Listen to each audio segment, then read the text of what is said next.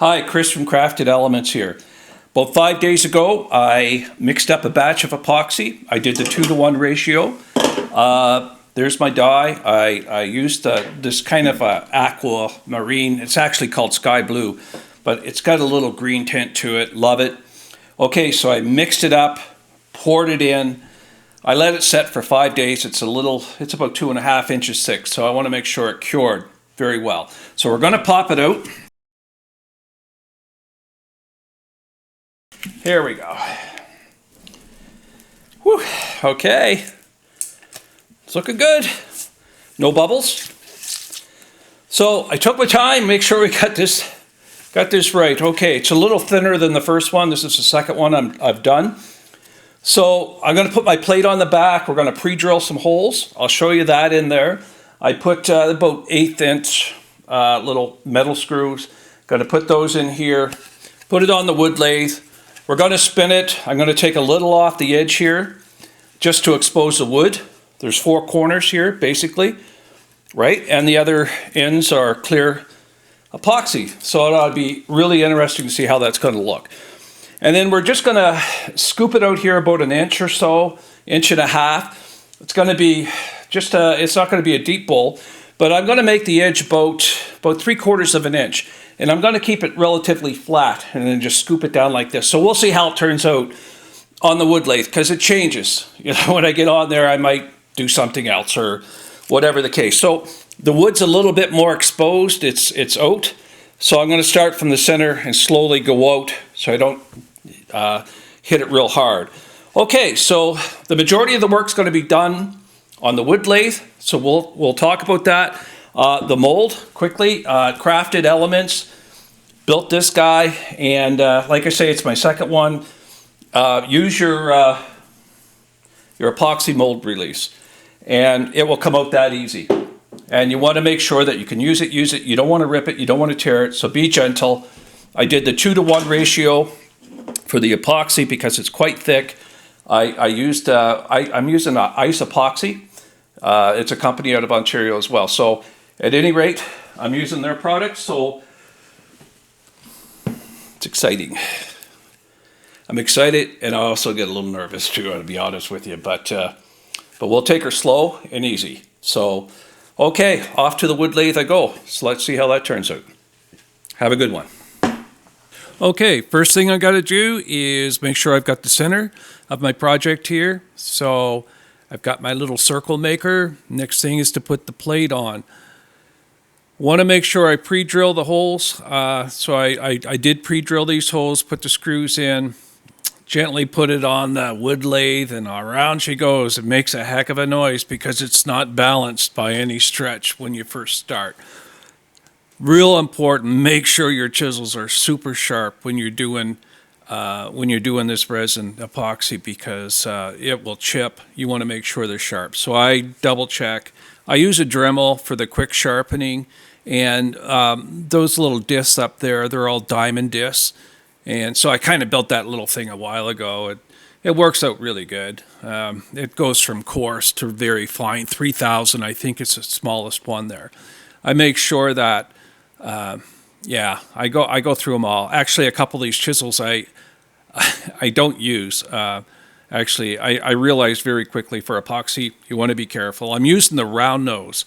It's about a 1-inch round nose chisel, and basically for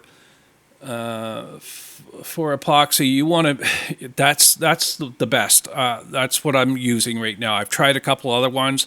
I get big chips, especially if there's a corner, if it's too sharp or jagged or whatever. The round nose, no problem. Takes a little bit longer if it's sharp. You'll get there eventually. You can see the wobble starting to leave it a little bit.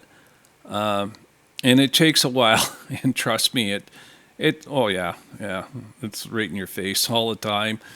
But it's neat. It's like silly string. Just crazy.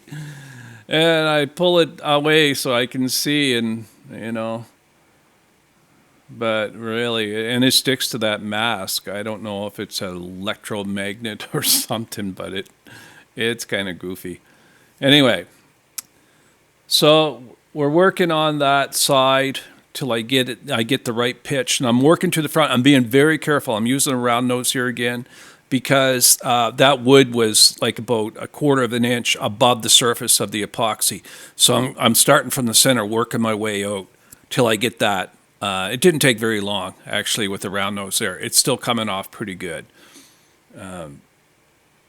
I'm just working my way back. Actually, I'm just trying to get the as much epoxy off the top as I possibly can. Stop it every once in a while and do a check. So I want to leave about 1/2 to 3/4 of an inch on the rim. So I'm working from the center out. It kind of shows you right there. That's the epoxy, and that's the round nose I'm using right there. And you can see when it bites into the maple, it does a great job. I like the carbide, and I eventually will go to it here soon. But for that epoxy, there, I'm working my way out from the center. So I take it down about 1/4 inch or so at a time and just work my way back out. Now other guys have different methods. So I just take a little bite at a time, work my way back to the epoxy. There we go. The maple is coming off there really well. I'm really surprised. I thought it'd be a lot more difficult, but the epoxy takes longer than the maple for sure. And just working my way back. And as I go back and I start getting into the epoxy, I'm just a little more gentle. So yeah, stop every once in a while, check it out. I always measure, double measure. I don't want to hit the screws from the back end, so I don't want to go down too far. Now I'm using the rounded carbide, and you can see it's moving the wood a lot quicker. And I actually marked there how far I can come back, and then I switch back over to the round nose because I don't want that carbide to hit the epoxy. You can see here on the close-up, I'm using the round nose to come back into the rim because there's still a lot of epoxy right there. You can see the green. So just ever so gently, there's no rush. I mean, what's the rush? It took a long time for the epoxy to dry. I want to make sure that, there I go, I'm going to measure it. And I know how much further I can go. Now I'm using even the round nose there to clean the corner out from around the rim. I just angle it up. I just start twisting it a little bit so I can get straight down. There we go. Working my way back again. Now that's the carbide again, and it's working out really well. I'm smoothing the whole darn thing off right now. And there's the carbide. You can see how beautiful that bites. And I just take a little bite at a time. Spending a little bit more time showing you that. It's just, like I say, you can go the other way around, whichever way that. I just take little bites out, and then I go back, and then I pull it towards the rim, because I know how deep I want to go. But I'm really, actually, at this point, I'm just really, it's actually very relaxing. I'm having a lot of fun here. The epoxy, it didn't crack, it didn't break. So I'll just take my time. That carbide is sharp. Now I'm back to the round nose. I'm just making sure that that corner's cleaned out from around the rim and level with the bottom of the bowl. Doesn't have to be perfectly level, but I wanted to make it fairly flat on the bottom. It's kind of a thinner bowl. My next project, I'm going to try to do a 4-inch bowl, quite a bit deeper. Okay, so getting there. So now, basically, I'm at my depth, and I'm just going back and forth. Now I'm using the carbide there. There's the round nose again, just making sure I've got it flattened out. I think I'm liking it. There we go. Yep, just going to take that off. Now we're going to go to the sandpaper. I want to talk about the sandpaper real quick. I've got it laid out here. I start with the 120. I go to the 400, up to the 1,000, to the 2,500, onto the 5,000, and then I use the compound. And I'm going to get some, 3M makes a compound. I'm probably going to get some of that. So I'm starting off with the 120. One thing I did say, and I would suggest, you know, I wouldn't move that around too much because that will cause scratches. It's like you'll see here, I start bending it over and stuff, and it creates ridges. And you got to be careful. You just want to keep it flat and don't create a lot of edges. Now that's the 400 I just had. Now I'm going to use the wet and dry. This is the 1000. Probably should have a glove on. That gets pretty hot actually on your hand. It actually gets quite warm. So that's the 1000. Probably switching over to the 2500 here right away. Yep, there's 2500 there. And I'm just kind of holding it in place, and it turned out so much better this time than the first time. I think I started with 2 course. Now we're at the 5000. And it's just making a nice, beautiful glass texture on there. And now I'm using the compound. So I use a cloth as opposed to paper. I don't want to get the paper snagged in there. The cloth busts it up really nice. So I can actually see from where I'm standing, it's pretty much clear. You can see the scratches on the other side from the inside. So we're going to start working on the inside now. And same process. I don't want to use too much sandpaper on the wood. I don't want to get it too fine in there because it won't absorb the oil. So you start getting into 1000 or 2500 grit, and you'll seal that like that maple right off. It's hard to put oil in there. So I'm mostly focused on the epoxy here. So I'm doing the inside rim. Now I've switched over to the 1000 wet and dry, and I just use a little hand sprayer.